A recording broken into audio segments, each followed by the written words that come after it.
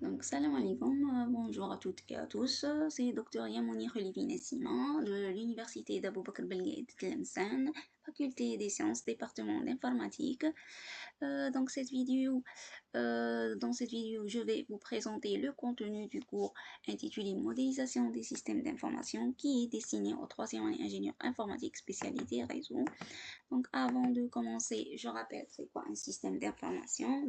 Un système d'information est un ensemble de ressources permettant de bien collecter, de stocker, de traiter et de diffuser l'information au sein d'une organisation. Je rappelle aussi c'est quoi la modélisation des systèmes d'information qui est le cœur ou bien le noyau de ce cours.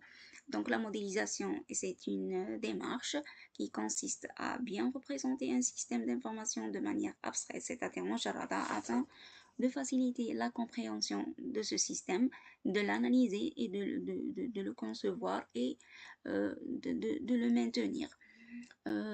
Bien sûr, elle utilise des langages comme le langage UML, Unified Modeling Language, et des méthodes de conception et des outils case tools tels que Modelio, etc., Visual Paradigm, Enterprise Architect. Donc, les motivations de ce cours. Pourquoi on étudie ce cours?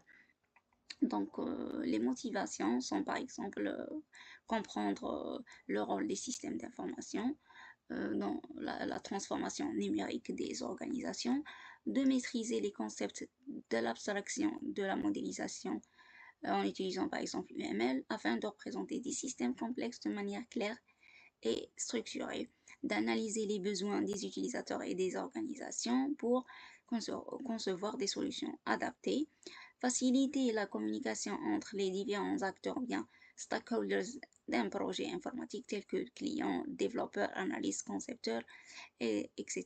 De réduire la complexité des systèmes logiciels, d'utiliser des langages tels que UML, des outils de modélisation pour concevoir et spécifier et documenter un système d'information, d'améliorer la qualité des logiciels, de préparer le développement et la maintenance en utilisant une architecture bien définie, de comprendre des technologies et des approches modernes telles que l'ingénierie dirigée par les modèles, les architectures logicielles, et bien sûr d'augmenter la capacité des étudiants dans l'analyse et la conception d'une solution informatique complète d'un système d'information réel. Donc, notre cours est structuré en 6 chapitres.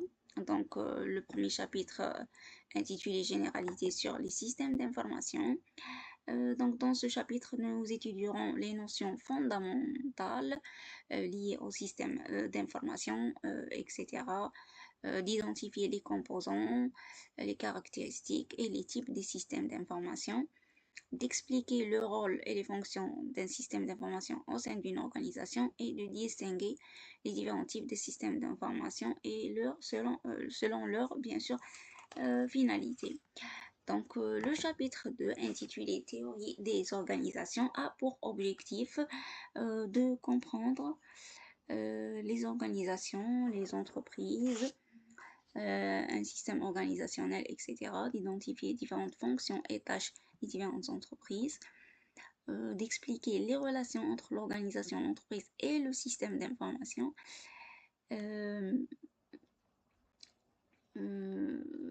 d'expliquer les relations entre ces derniers et d'analyser les besoins informationnels d'une organisation en fonction de sa structure et de ses activités.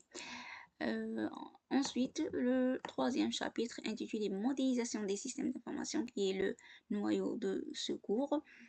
Nous étudierons les concepts de modélisation et d'abstraction. On essaiera aussi d'expliquer les principes de l'ingénierie appelée ingénierie dirigée par les modèles, le rôle du langage UML, de tracer des diagrammes en utilisant le langage UML et les outils tels que Modelio, Star, UML, Visual Paradigm, ça dépend les capacités et les backgrounds des étudiants. De modéliser bien sûr des systèmes réels en utilisant les différents diagrammes UML et de comparer les différents outils et les approches de modélisation.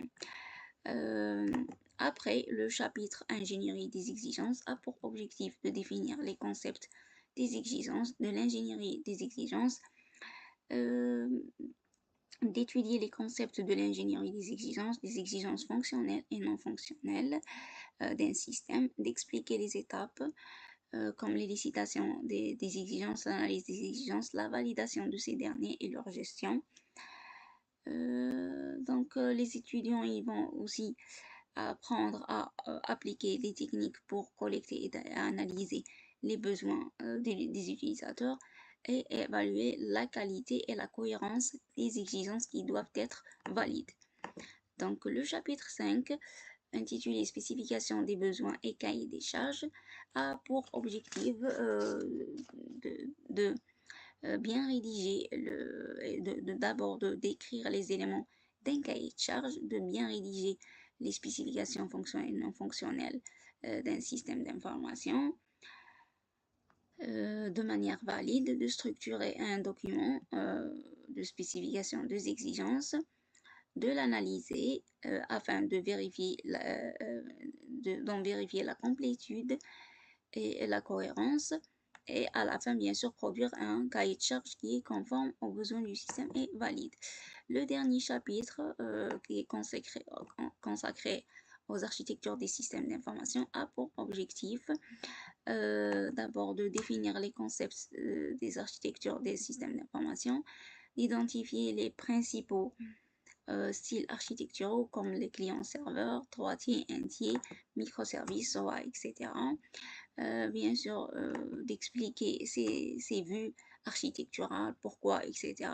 Quand est-ce qu'on utilise ces architectures, telle ou telle architecture, de bien modéliser l'architecture d'un système avec l'UML en utilisant le diagramme de paquetage, composant, déploiement, d'évaluer une architecture en fonction des exigences du système et à la fin de concevoir une architecture adaptée à une certaine étude de cas.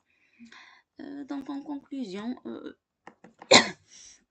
l'étudiant sera capable de passer de la compréhension d'un système d'information à l'analyse, la modélisation, la conception d'un système d'information et d'appliquer les différentes techniques, d'évaluer la qualité et cohérence des exigences et de décrire un bon cahier de charge valide et de concevoir un système d'information complet, bien sûr, en passant de l'analyse des besoins à la modélisation et la définition d'une architecture logicielle adaptée à ce système d'information.